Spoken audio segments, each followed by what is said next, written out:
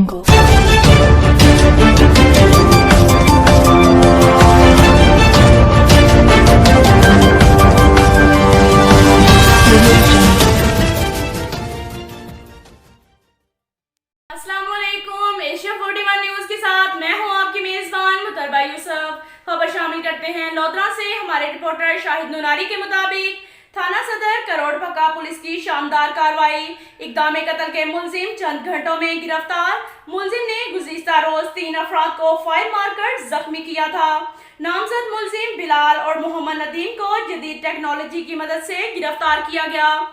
मुलजिम ने आरिफ की टांग, बशीर के बाजू और हनीफ की पिंडली में फायर मारे थे। 4 रोज कबल इल्जाम बिलाल के भाई की आरिफ से तलक कलामी हुई थी, जिसका मुलजिम को रंज था। मुलजिम के खिलाफ इक़दाम कत्ल का मुकदमा दर्ज है। मुलजिम के खिलाफ सख्त से सख्त कानूनी कार्रवाई अमल में लाई जाएगी। डीपीओ लोधरा, एसएचओ थाना सदर करोड़पका रईस अली अंसर और इनकी टीम को शाबाश दी। ये कहना था डीपीओ लोधरा अब्दुल रऊफ बाबर का।